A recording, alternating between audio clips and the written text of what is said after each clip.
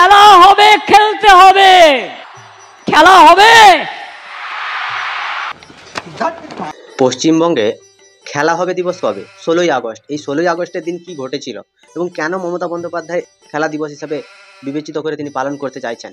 আসলে 16ই আগস্ট সেই দিন কি ঘটেছিল এবং বর্তমানে মমতা ব্যানার্জি সেটা নিয়ে একটা মিথ্যাচার করে ওটা একটা সাম্প্রদায়িকভাবে দাঙ্গা লাগানোর চেষ্টা করছে এবং পশ্চিমবঙ্গের মানুষকে যে ইতিহাস ভুলিয়ে দেওয়ার চেষ্টা করছে, আজকে সেটা নিয়ে আলোচনা হবে। চলো বেশি না বকে ভাট আজকের ভিডিওটা তাহলে শুরু করা যাক। তো হে বাঙালি, হ্যালো বাঙালি, নমস্কার বাঙালি, কেমন আছো তোমরা সবাই? আশা করি অনেক অনেক ভালো আছো। তো আজকের একটা নতুন ভিডিওতে তোমাদের সবাইকে অনেক অনেক স্বাগত। আরে হ্যাঁ ভাই হ্যাঁ। পশ্চিমবঙ্গের মাননীয় মুখ্যমন্ত্রী তিনি বরাবরই একটু নয় পুরোটাই মুসলিমদের প্রতি একটু বেশি ঝুঁকে থাকেন। আজকে পশ্চিমবঙ্গে খেলা হবে দিবস হচ্ছে 16 তারিখ, যেটা মুখ্যমন্ত্রী মমতা ব্যানার্জি তিনি রাজনৈতিক সভায় দাঁড়িয়ে বলছেন যে আমরা 16 তারিখে জেলায় জেলায় খেলা হবে দিবস পালন করব। কিন্তু এটা কোনো সরকারি কর্মসূচি নয়, এটা তৃণমূলের নিজস্ব কর্মসূচি। যে দলের যেমন ধারা, যেমন নৈতিকতা, যেমন আদর্শ, সে দল তো এটাই করবে। পশ্চিমবঙ্গের ইতিহাসে মোহাম্মদ আলী জিন্নার মতো একটা শুয়োর, তার নির্দেশে দ্য ডাইরেক্ট কিলিং বলে যেভাবে হিন্দু নরনারী শিশু কন্যাদের ওপরে অত্যাচার হয়েছিল, যেভাবে ঘর বাড়ি চালানো হয়েছিল, সেটাকে মুখ্যমন্ত্রী মমতা ব্যানার্জি তিনি খেলা হবে দিবস হিসেবে পালন করছেন। মানে তিনি ওই দিনটাই কেন বেছে নিলেন খেলা হবে দিবসে? তিনি ওইগুলো হিন্দুদের রক্তে স্নান করা দেখতে পছন্দ করেছিলেন হয়তো, বা উনি তো অনেকভাবে অনেক কিছু দিক দিয়ে তিনি অনেক জ্ঞানী মানুষ, তো উনি হয়তো কোনো একটা কারণে করেছেন। না, কাজটা ঠিক হয় কেন এই দিনটাকে বাঁচলাম? ক্রিকেটের একটা ঘটনা ঘটেছিল 70-এর দশকে। একটা ক্রিকেট খেলাকে কেন্দ্র করে অনেকে আহত হয়েছিল, মারাও গিয়েছিল। আগে কলকাতার অনেক ময়দানের অনেক ক্লাব এই দিনটিকে পালন করত, কিন্তু এখন আর এটা পালন হয় না। হয়তো কোথাও ভেতরে ভেতরে হয়ে থাকলে হবে, কিন্তু অনেকেই ভুলে গেছে। তাছাড়াও 16ই আগস্টটা 15ই আগস্টের পরের দিন। 16ই আগস্টটা আমাদের কাছে খুব ইম্পর্টেন্ট। লজ্জা, ঘৃণা, ভয় এবং এনাদের মধ্যে এতটুকু পর্যন্ত মনুষ্যত্ব নেই যে এনারা পাকিস্তানের যে শুয়োর আছে, সবচেয়ে বড় শুয়োর, সেটা হচ্ছে মোহাম্মদ আলী জিন্নাহ, তার আদর্শে অনুপ্রাণিত হয়ে খেলা হবে দিবস পালন করছে। হ্যাঁ, এরা খেলছে, পশ্চিমবঙ্গে এরাই খেলছে, কারণ মালদা মুর্শিদাবাদে পুরো সেমভাবে পুরো মোহাম্মদ আলী জিন্নাহর মেয়ের মতো মমতা ব্যানার্জি পুরোপুরিভাবে হিন্দু নিধনে লেগেছিল। সেখানটায় ডাইরেক্ট কিলিং হচ্ছিল, এখানটায় ডাইরেক্ট উদ্বাস্তু করা এবং দুজন লোককেও মেরেছে। সেটা কে মেরেছে? তৃণমূলের ওই মুসলিম কাউন্সিলর এবং মুসলিম বিধায়ক, ওরা মিলে ওখানে দাঁড়িয়ে থেকে মেরেছে, যেটা কোর্ট পর্যবেক্ষণ করে বলেছে। সবাই তৃণমূলের বিরুদ্ধে কথা বলছে। তৃণমূল একা সতী, তৃণমূল সীতার থেকেও পবিত্র। এরা হচ্ছে বেজন্মা এবং এদের বাপের কোনো ঠিক ঠিকানা তো নেই, মায়েরও কোনো ঠিক ঠিকানা নেই। এরা হচ্ছে জিন্নার সন্তান সব কটা। মাদারের বাচ্চা। ডাইরেক্ট অ্যাকশন ডে নামে 16 তারিখে জিন্নাহ যে কাজটা করেছিল, তাতে প্রায় যে হত্যালীলা চালিয়েছিল, তাতে প্রায় 10,000 জন হিন্দু লোক তাতে মারা গেছিল। এবং সেইটা নিয়ে বিবেক অগ্নিহোত্রী তিনি একটা সিনেমা বানিয়েছেন।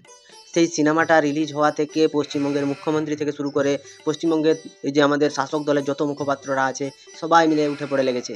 ভাই, পশ্চিমবঙ্গের ইতিহাসটাকে এরা ভুলিয়ে দিতে চাইছে। যদি সেটা ভুলিয়ে দিতে চাইছো, তাহলে স্বাধীনতা দিবস কেন পালন করছো? কেন তোমরা ক্ষুদিরাম বোসের মৃত্যু দিবস পালন করছো, তার জন্মদিন পালন করছো, রবীন্দ্রনাথ, কোন কারণে? যদি ইতিহাসকে ভুলিয়ে দিতে চাও মানুষকে, ওই যে মুভিটা, ওটা তো পুরোটাই পশ্চিমবঙ্গে ওই 1946 সালের ইতিহাস নিয়ে তৈরি। তো মমতা ব্যানার্জি কোন কারণে বা কোন তার ক্ষমতার বলে বা তিনি কি ভাবছেন যে এই মুভিটা রিলিজ হলে কি হবে? এই পশ্চিমবঙ্গে মুসলিমদের যে আসল রূপ সেটাই বেরিয়ে আসবে এবং মমতা ব্যানার্জিরও আসল রূপ এখানে বেরিয়ে আসবে, যিনি সবসময় মুসলিমদেরকে মাদ্রাসা পড়ানোর জন্য মাদ্রাসা খোলাচ্ছেন 600-700 করে। এনার মতো এত ছোট ছোট মানসিকতা, কুকুরের থেকেও এনাদের রুচিবোধ পুরোটাই নিম্নমানের। গোপাল চন্দ্র মুখোপাধ্যায়, যার জন্মদিন পশ্চিমবঙ্গে পালন হয় না, তিনি কি করেছেন সেটাও পশ্চিমবঙ্গের মানুষকে জানানো হয় না। ওই যে দ্য ডাইরেক্ট কিলিং বলে যে অপারেশনটা লঞ্চ করেছিল শুয়োরের বাচ্চা জিন্নাহ, উনার আদর্শে অনুপ্রাণিত হয়ে এখন মমতা ব্যানার্জি সেটাই করছে। দেখা আপনি লাপরওয়াহি কা নতিজা। গোপাল চন্দ্র মুখোপাধ্যায়ের মতো লোকেরা, এনারা সামনে এগিয়ে এসে হিন্দুদের রক্ষাকর্তা হিসাবে সবার সামনে এসেছিলেন। এই সব ইতিহাস এই মুভিটার মধ্যে ঢোকানো আছে এবং এটা দেখলে পশ্চিমবঙ্গের মানুষ বুঝতে পারবে যে মমতা ব্যানার্জি তথা মুসলিম সমাজের আসল চরিত্রটা কি এবং এরা ভবিষ্যতে হিন্দুদের সাথে কি করতে পারে। এটা দেখে মানুষের মনে অনেক আশা জাগবে। হিন্দুরাও দেখে বলবে যে না, একটা মুভি তৈরি হয়েছে, এরকম যদি মুসলিমরা আমাদের সাথে করতে পারে তো আমরাও তাদের সাথে সেম ব্যবহার করতে পারি। খেলা হবে, খেলতে হবে, খেলা হবে, ভালো রেজাল্ট করলে চাকরিও হবে। এই হচ্ছে পশ্চিমবঙ্গের মুখ্যমন্ত্রী। এনার ভোটের প্রচার খেলা হবে স্লোগান দিয়ে হচ্ছে। পশ্চিমবঙ্গে ভালো রেজাল্ট পেলে চাকরি হবে এবং সেই চাকরি পেয়ে লোকেরা চাকরি হারাবে এবং পরে তারা মারাও যাবে মানসিক অবসাদে ভুগে ভুগে। পশ্চিমবঙ্গের মুখ্যমন্ত্রী তো এটাই চেয়ে এসছে। আর দুদিন থামো, নবান্ন ছেড়ে পালাবে তুমি। কারণ পশ্চিমবঙ্গের মুখ্যমন্ত্রী মমতা ব্যানার্জি তিনি ভেবে নিয়েছেন যে চুরি করে তিনি বেঁচে যাবেন। সাধারণ গরিব পরিবারের যেসব ছেলেরা কষ্ট করে পড়াশোনা করে তারা চাকরি পেয়েছিল তাদের চাকরিটাও উনি খেয়ে নেবেন ভেবেছেন। কিন্তু না, তারা এসএসসি অভিযান করছে, পরে নবান্ন অভিযান তো আবার হবে। পুলিশ কত আটকে রাখবে? পুলিশের গায়ে এত জোর নেই। ওরে বাবা রে বাবা রে বাবা। আর পরাজয়কে মানব না, জয়ী হব, জয়ী হব, জয়ী হব, জয়ী হও, জয়ী হও, জয়ী হও। স্বৈরাচারী শাসক যারা হয় এবং যারা জিন্নার আদর্শে অনুপ্রাণিত হয়, এই অনুপ্রাণিত লোকেরা বলে সবসময় যে জয়ী হব, জয়ী হব। জিন্নাও জিততে চেয়েছিল হিন্দুদের মেরে, শুধুমাত্র মুসলিমদের রেখে হিন্দু রাষ্ট্র পুরো ধ্বংস করে দিয়ে মুসলিম রাষ্ট্র প্রতিষ্ঠা করতে চেয়েছিল। এই মুখ্যমন্ত্রীও তারই তালে তালে পুরো কথা বলেন, কারণ জিন্নারই মেয়ে হয়তো, তাই হয়তো এমন কথা বলেন যে জিততেই হবে। কেন? হারটা উনি মেনে নিতে পারবেন না, ওনাকে জিততেই হবে। সে জেতার জন্য যদি পশ্চিমবঙ্গে বাঙালি হিন্দুরা তাদেরকে যদি শেষ করতে হয়, মুখ্যমন্ত্রী তাদেরকেও শেষ করতে রাজি আছেন। কারণ ইনার যে মানসিকতা সেটা হচ্ছে হিন্দু বিরোধী, প্রতি সময় প্রমাণ পেয়েছে। তোমরা ভাবছো যে 250 কোটি টাকা দিয়ে দীঘায় মন্দির বানিয়ে দিয়েছে, দিদি তো অনেক আমাদের ভালোবাসে, আমাদের জন্য ভাবে, কিন্তু না, তোমাদেরকে 250 কোটি টাকা দিয়ে মন্দির করে দিচ্ছে। পশ্চিমবঙ্গে 700 মাদ্রাসাও খুলেছে, যেখানটায় ওই সব জঙ্গি মাওবাদী যত আছে সব ট্রেনিং দেবে, দিয়ে পশ্চিমবঙ্গে প্রতিটা জায়গায় হামলা করাবে। দেখবে সেই জগন্নাথ মন্দিরেও কোনোদিন মুখ্যমন্ত্রী মমতা ব্যানার্জি হামলাও করিয়ে দিয়েছে। পশ্চিমবঙ্গের মানুষকে ধ্বংস করতে তার এতটুকু সময় লাগবে না, কারণ ইনি হচ্ছেন, ওনাকে জিততে হবে, জেতার জন্য উনি সব কিছু করতে পারেন। शर्म करो, भगवान से डरो। 3 কাল গিয়ে তো 1 কালে ঠেকলো। মুখের ছোপ তার প্রমাণ, একটা বয়সের ছাপ শরীরে, হাতে, মুখে সব জায়গায় দেখা যাচ্ছে। তো পশ্চিমবঙ্গের মুখ্যমন্ত্রীর কাছে আমার একটাই প্রশ্ন, যে এত ক্ষমতার লোভ কিসের জন্য? এত দম্ভ, এত অহংকার, এত না পাওয়ার যে একটা কর্কশ রাগ, সেটা পশ্চিমবঙ্গের মানুষের প্রতি তুমি কেন দেখাচ্ছ? কেন? মরলে সবাইকে একই জায়গায় যেতে হবে, তুমি অন্তত স্বর্গে যাবে না, তোমার নরকেই ঠাঁই হবে। আমি ফুটবল ভালোবাসি বলেই খেলা হবে এই স্লোগানটা দিয়েছিলাম। এবং মনে রাখবেন, আমি রোজ বাড়িতে অন্তত 100 বার ফুটবলটাকে আমি নাচাই। তো এখানটা একটা জিনিস ভাবার আছে, পশ্চিমবঙ্গের মুখ্যমন্ত্রী তার টেবিলের চারপাশে ঘোরেন প্রায় 20 থেকে 25,000 স্টেপ, আবার তিনি 100 বার ধরে বলটাও নাচান। তো পশ্চিমবঙ্গের মুখ্যমন্ত্রী বাকি কাজগুলো করেন কখন, সেটা নিয়ে পশ্চিমবঙ্গের মানুষের হেভি সন্দেহ আছে ভাই। কারণ এ এতটাই অশিক্ষিত অপদার্থ মুখ্যমন্ত্রী, যিনি মিথ্যা কথা বলতে বলতে তিনি নিজের জালে নিজেই ফেসে যান। প্রতিদিন 100 বার করে তিনি গুনতি করে করে নাকি ফুটবলটাকে নাচান। ওনার ঘরে আবার ফুটবল আছে, ওনার রুমটা এতটুকু ছোট, সেখানটায় নাকি পড়ার টেবিল একটা আছে, তারপরে আর নাকি জায়গা থাকে না। তো উনি ফুটবল নাচানোর জন্য কোথায় জায়গা পান, সেটাই আমাদের মনে গভীর প্রশ্ন জাগছে। পশ্চিমবঙ্গের মানুষকে আর কত বোকা বানাবে? তারা কি চুতিয়া? ওদের মাথায় কি ঘেলু নেই, বুদ্ধি নেই? তুমি যা বলছো সেটাই পশ্চিমবঙ্গের মানুষ বুঝে নেবে। আর খেলা কি করে হয় সেটা পশ্চিমবঙ্গের মানুষ বুঝিয়ে দেবে। কারণ এই যে মুভিটা রিলিজ করতে দাও না, পশ্চিমবঙ্গের ইতিহাসকে ধ্বংস করতে চাইছো, এর জন্য পশ্চিমবঙ্গের মানুষের কাছে তোমাকেই জবাবদিহি করতে হবে। কোথাও যাওয়ার রাস্তা পাবে না, এখান নেই পচে মরতে হবে। খেলা হবে এটাকে মনে রাখবার জন্য, যাতে আমি ভুলে না যাই, এটা আমাকে বারবার মনে করিয়ে দেয়। আমি খেলতে ভালোবাসি, কিন্তু মার খেতে খেতে সিপিএমের আমলে আমার 2টো হাতেই অপারেশন হয়েছে, আমার 2টো পায়েই অপারেশন হয়েছে, কোমরেও চোট আছে, কিন্তু তা সত্ত্বেও আমি মনের জোরে খেলাটাকে ভালোবাসি। পশ্চিমবঙ্গের সিপিএম সরকার ইনাকে ছোটবেলা থেকে, ইনি যখন মায়ের পেটে ছিলেন তখন এনার মায়ের পেটেও হয়তো লাথিও মেরেছে, হতে পারে। কারণ ইনি এত পরিমাণে মিথ্যে কথা বলেন, মিথ্যে কথা বলতে বলতে সিপিএম সরকারের নামে কুৎসা রটাতে রটাতে আজকে পশ্চিমবঙ্গের মুখ্যমন্ত্রী তিনি বলছেন যে সিপিএম নাকি তার পায়ে, হাতে, কোমরে সব জায়গায় চোট দিয়েছে। একটা চোট পাওয়া মানুষ কি করে পশ্চিমবঙ্গে 10 কিলোমিটারের উপরে হাঁটতে পারে, 20,000 22,000 স্টেপ আবার রুমের মধ্যে হাঁটতে পারে? মনের জোর থাকলে কি সব কিছু হয়? হাড়ের কি জোর দরকার নেই? আজকে ঢপবাজি করতে করতে পশ্চিমবঙ্গের মুখ্যমন্ত্রী সিপিএমকে ছোট করতে করতে তিনি সিপিএমের থেকেও নগণ্য পর্যায়ে চলে গিয়েছেন। আর তার দলের নেতারা তারই আদর্শ অনুপ্রাণিত হতে হতে পুরো পাতাল লোকে চলে যাচ্ছে ধীরে ধীরে। পশ্চিমবঙ্গের ঘরে ঘরে যখন যাবে না, তখন পশ্চিমবঙ্গবাসী তোমাদের নেতাগুলোকে উত্তম মধ্যম এমন কেলানি দেবে যে তোমরা পানা পুকুরে গিয়ে পড়বে। সুযোগ পেলে একটু আধটু ব্যাডমিন্টনও আমরা খেলি, ছোটবেলায় গুলিও খেলেছি, লাট্টুও খেলেছি, তারপরে পিট্টুও খেলেছি, গাদিও খেলেছি, যেটাকে কাবাডি। আমি এশিয়াডের সময় কাবাডিকে ঢুকিয়ে দিয়ে এসেছিলাম। আর এখন পশ্চিমবঙ্গের মানুষের জীবন নিয়ে খেলছেন, পশ্চিমবঙ্গের যুব যারা ছাত্ররা আছে তাদের শিক্ষা ব্যবস্থা নিয়ে খেলছেন, তাদের ভবিষ্যৎ নিয়ে খেলছেন। তিনি কি করেননি। ছোটবেলায় তিনি খেলেছেন, সিনেমা দেখেছেন, তিনি তার ভাই বোনেদের জন্য রান্না করেছেন, তার ঘরে নাকি খাবার ছিল না, তার ঘরে নাকি তার মা অসুস্থ থাকলে সে নাকি খাবার বানাতো, তো খেলতো কখন সেটাই আমাদের মানে গভীর প্রশ্ন। তিনি নাকি সিনেমা দেখতে যেতেন, সেখানটায় গিয়ে নাকি মটর ভাজা খেয়ে নিজেই ঘুমিয়ে পড়তেন। তিনি এতটাই ভালো মানুষ ছিলেন, ছোটবেলা থেকেই তার আঁকা এবং লেখার প্রতি খুব একটা ঝোঁক আছে। আর যিনি রোজ ভ্যালির কর্তা এবং যিনি সুদীপ্ত সেন সারদা কর্তা, এনারা ছাড়া এনার ছবি কেউ পছন্দ করতো না। আর বাদ বাকি বাইরে যত লোকেরা আছে তারা কেউ মমতা ব্যানার্জির ছবি কেনেনি। সুদীপ্ত সেন 10 কোটি টাকা দিয়ে মমতা ব্যানার্জির ছবি কিনতেন। আর ভাবুন আপনারা যে পশ্চিমবঙ্গের মানুষের টাকা মেরে কোথায় গেছে টাকাগুলো, সেটা তো আপনাদেরকেই ভাবতে হবে। नाटक कम करो प्रिय।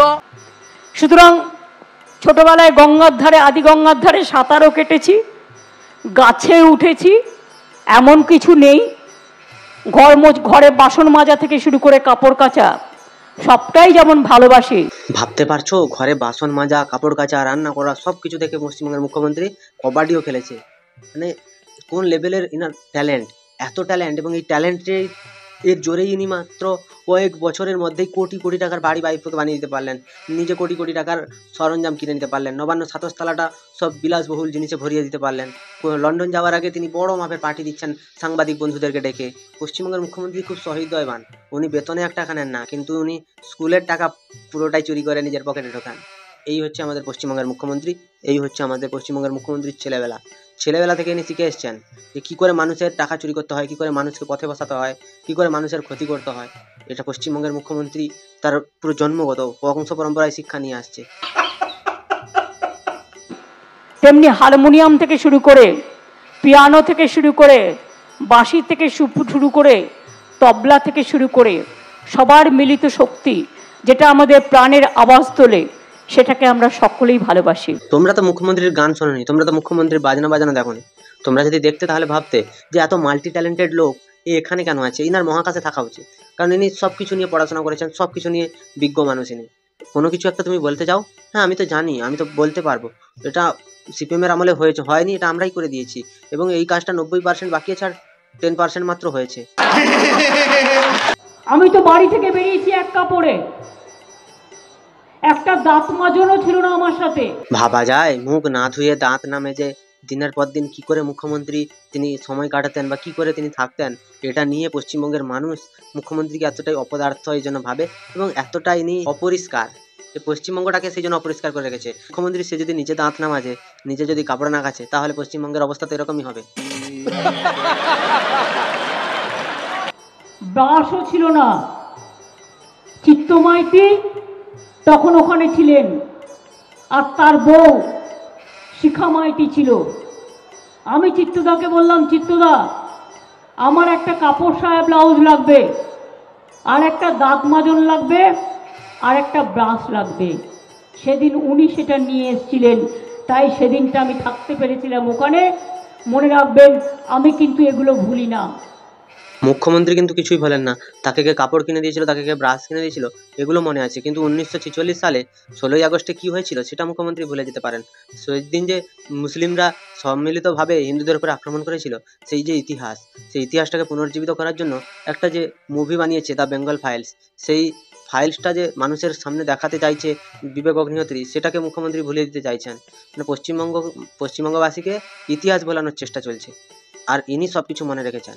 তো তোমার মনে থেকে কি হবে, আমাদেরকেও দেখাও, বা যিনি আপনাকে সাহায্য করেছেন সেই মানুষগুলোকে দেখাও। আর বাই দা ওয়ে, তখন রঞ্জিত ঘোষ নামে যে লোকটা আছে সে কোথায় ছিল? সে তোমার সাথে ছিল না? যে বাংলা কখনো মাথা নত করে না, বাংলা কখনো কারো কাছে ভিক্ষা চায় না। হ্যাঁ, বাংলা মাথা নত করে না, বাংলা ভিক্ষাও চায় না। বাংলা মাথা নত করে একমাত্র কেন্দ্রীয় এজেন্সির কাছে, এবং বাংলার লোকেরা অ্যারেস্ট হয় তখন মাথা নত করে। শাহজাহান শেখ বলেছিল বাঘের বাচ্চা আমি, আমাকে কোনো শুভেন্দু কোনো কিছু করতে পারবে না, কিন্তু শুভেন্দু অধিকারী যাওয়ার পরে তারা ইডির গাড়িতে আক্রমণ করে দিতে পারলো, তারপরে তাদেরকে ধরে নিয়ে যেতে সে এখন নেউলের বাচ্চা হয়ে গেছে। তো এখানটা একটা জিনিস প্রমাণ হয় যে পশ্চিমবঙ্গবাসী তাদের যে বাঘরা আছে ওরা মাথা নত করে। জেল থেকে বেরোনোর পরে অনুব্রত মণ্ডল আর তার মেয়ে এরা দুজন খুব শান্ত হয়ে গেছিল, মানে এত শান্ত প্রকৃতির যেন সতীর ছেলে মনে হবে। তারপরে বেরোনোর পরে যখন 2 মাস গেছে তখন পুরো কিনকার ছেলে রূপে এরা ধরা দিয়েছে। রাতের বেলা মাল খেয়ে ফোন করছে কে তাকে, তার মা বউ তুলে গালাগালি করছে। এই হচ্ছে তৃণমূল। এরা সেই জন্য পশ্চিমবঙ্গের ইতিহাসটাকে ভুলিয়ে দিতে চাইছে। আর ইনাদের ইতিহাস, মুখ্যমন্ত্রীর ইতিহাস, এগুলো স্কুলে পড়ানোর নিয়ম বার করেছে। খুব ভালো। বাংলা কারোর কাছে মাথা নত করে না, বাংলা শুধু রিজার্ভ ব্যাংকের কাছে মাথা নত করে, বাংলা রিজার্ভ ব্যাংকের কাছে ভিক্ষা চায় এবং বাজার থেকে কোটি কোটি টাকা তুলে ভাতার নামে পশ্চিমবঙ্গের মানুষকে ধার করে টাকা দেয়। তখন মাথা নিচু করতেও পারে, তখন ভিক্ষাও যাইতে পারে, সেটা আমরা ভালো করে দেখে নিয়েছি। বাংলা সব সময় মাথা উঁচু করে চলে এবং বাংলা মনে করে যে বাংলার সাথে বম্বের কানেকশন হয়, বাংলার সাথে টলিউড, হলিউড, বলিউড সবাইকে নিয়ে আমরা চলতে পারি। তাহলে আজকে বিবেক অগ্নিহোত্রীর ছবিটা প্রকাশ করতে তোমার এত কেন ফাটছে সবার? তোমার দলের মুখপাত্ররা তারা এত পরিমাণে নাটকবাজি শুরু করেছে যে না দেখলে বিশ্বাস করতে পারবে না। তোমার যে ছোট শুয়োরটা কুনাল, সে এত পরিমাণে লাফালাফি করছে, একে বার করে দেওয়া উচিত, তাকে বার করে দেওয়া উচিত, এটা বন্ধ করে দেওয়া উচিত, নিষিদ্ধ ঘোষণা করা উচিত। প্রথমে যদি নিষিদ্ধ করতে হয় তাহলে কালীঘাটের ব্যানার্জি ফ্যামিলিকে পশ্চিমবঙ্গ থেকে নিষিদ্ধ করা উচিত, কারণ কোথা থেকে উড়ে এসে জুড়ে বসেছিল ঠিক ঠিকানা নেই। পশ্চিমবঙ্গবাসী এনাদেরকে আগে কখনো দেখেনি। পশ্চিমবঙ্গের ইতিহাসকে বিকৃত করার মানসিকতা তৃণমূলের অনেক দিনের। আমরা দেখেছি অবনীন্দ্রনাথ ঠাকুরের বাড়ি ভাঙা হয়েছে বোলপুরে, তার বাড়িটা নিয়ে বিভিন্নভাবে রাজনৈতিক চাপানোতর হয়েছে এবং যে বীরভূমের যিনি বাঘ, এখন যিনি ছোট শুয়োর হয়ে আছেন তৃণমূলে, তো তিনি এই বাড়িটা নিয়ে বিভিন্নভাবে টেনশনে ছিলেন, প্রমোটারদের হাতে কী করে তুলে দেবেন। তো একদিন বুলডোজার চালিয়ে বাড়িটা তিনি ভেঙেই দিলেন, প্রমোটিং করতে দিয়ে দিলেন। মুখ্যমন্ত্রী গেলেন, উনি বললেন ইতিহাসকে বাঁচিয়ে রাখতে হবে, তিনি যাওয়ার পরে আবার ভাঙা শুরু হয়ে গেল। তাহলে পশ্চিমবঙ্গের ইতিহাসকে ভোলানো, ইতিহাসকে বিকৃত করা, এগুলো হচ্ছে পশ্চিমবঙ্গের মুখ্যমন্ত্রীর হাত দিয়েই হয়, কারণ তার সাধের টুকরো ছেলেগুলো তো তার কথা বা তার অনুপ্রেরণা ছাড়া এদিক ওদিক কিছুই করতে পারে না, তাই না? তো সেগুলো ভাবতে হবে। পশ্চিমবঙ্গের মানুষকে এও বুঝতে হবে যে 1946 সালে যে 16ই আগস্ট সেদিন কী ঘটেছিল এবং কেন ঘটেছিল, পশ্চিমবঙ্গে মুসলিমরা বর্তমান দিনে কি করতে পারে সেটাও তোমাদেরকে বুঝতে হবে। তোমাদের ভিডিওটা কেমন লাগলো তোমরা কমেন্টে জানিও। ভিডিওটা ভালো লাগলে লাইক করো, কমেন্ট করো, শেয়ার করো, সাবস্ক্রাইব করো, পাশে থাকা বেল আইকনটা প্রেস করতে একদম ভুলবে না। সবাই ভালো থেকো, সুস্থ থেকো, সাবধানে থেকো আর দেখতে থাকো বাংলার কোণে ঘর।